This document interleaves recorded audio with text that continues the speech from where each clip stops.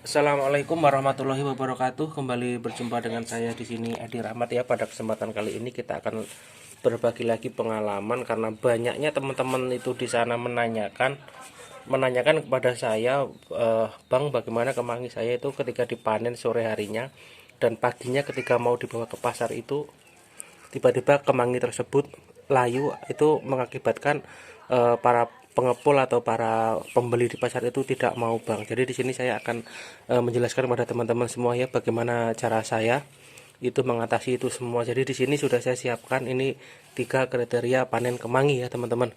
Yang pertama akan kita bahas adalah yang di sini. Ini biasanya dipetik sore hari, kemudian paginya untuk lauk sendiri seperti ini. Nih jarak kurang lebih 5 cm dari pucuk ya, teman-teman. Jadi hanya diambil pucuknya saja. Diambil pucuknya saja seperti ini. Ya, langsung dikonsumsi juga bisa itu untuk lauk, itu biasanya seperti itu, hanya untuk pribadi atau untuk tidak dijual. Biasanya juga ini seperti ini kekurangannya ketika tidak bisa bertahan lama dan langsung layu, jadi tampilannya tidak enak, tapi sebenarnya rasanya itu tidak berubah, teman-teman. Hanya kalau untuk dijual atau kita ngelihatnya itu kurang seger seperti itu. Itu cara yang pertama seperti ini, teman-teman ya. Jadi ini cara yang ini, yang 5 cm dari atas ini tidak disarankan. Tentu saja tidak enak dan kekurangannya cepat layu, teman-teman. Seperti ini, teman-teman. Cepat layu, ini sampai rumah belum berapa lama dia sudah layu seperti itu.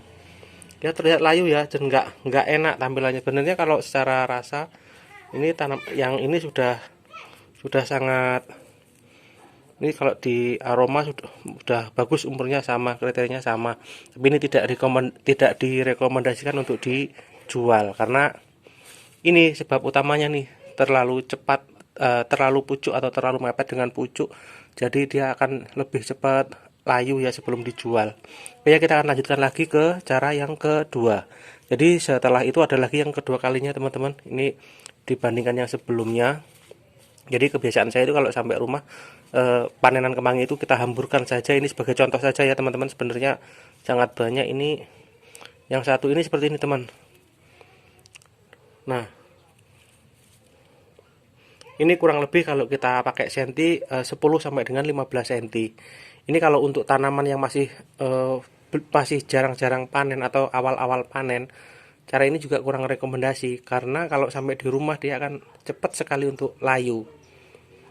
Tapi masih agak lama dibandingkan yang sebelumnya, maksudnya dibandingkan dengan yang 5 cm sebelumnya, teman-teman, atau pucuk.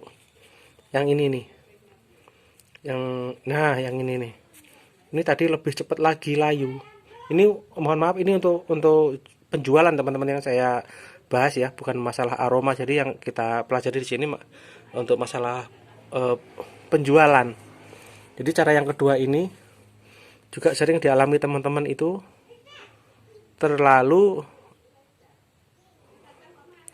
cepat layu. Maksudnya seperti ini, teman-teman. Jadi ketika sampai di rumah pagi harinya, ketika mau dibawa ke pasar itu layu. Nah, ini jarak potong seperti ini bisa sebenarnya digunakan asal teman-teman jeli.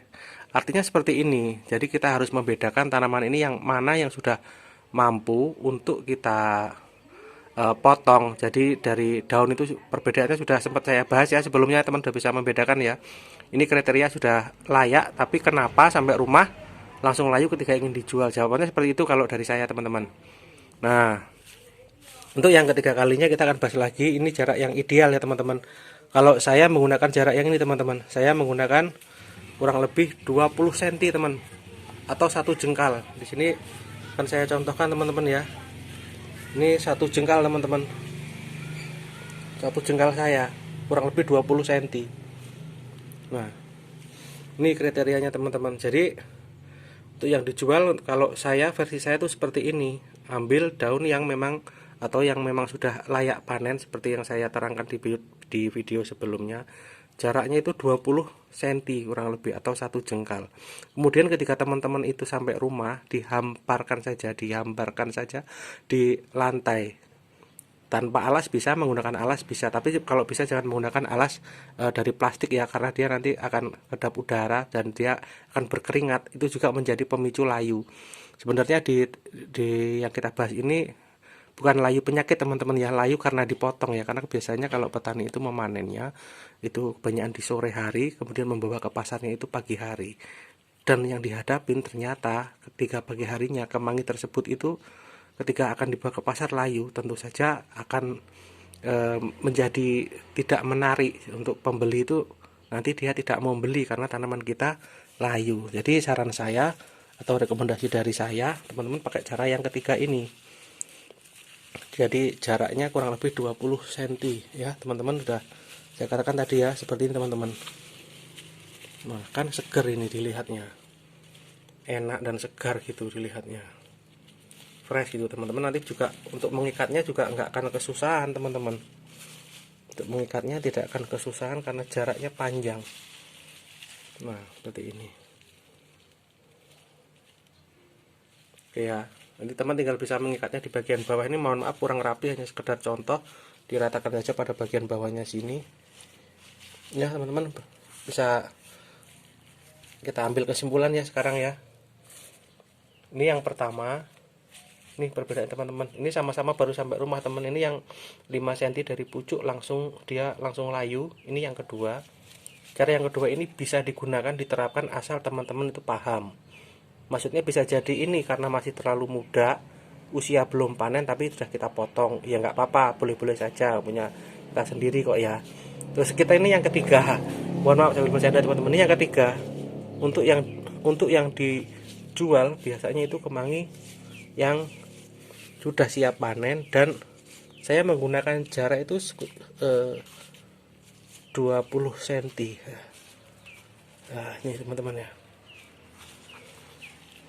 Nah ini teman-teman, dia tidak layu. Nah ini tinggal dikemas aja seperti ini menggunakan karet. Nah kalau di tempat saya ini biasanya harganya sekitar 2.000 sampai 3.000 rupiah, atau kalau untuk teman sendiri sekedar lauk ya ambil aja lah di rumah, nggak apa-apa, masih banyak. Sekarang udah tahu ya teman-teman kriteria-kriterianya. Ini yang pertama tadi, ini yang kedua. Ini berbeda teman-teman ya, jaraknya berbeda teman ya. Nah nih selisihnya segini teman-teman.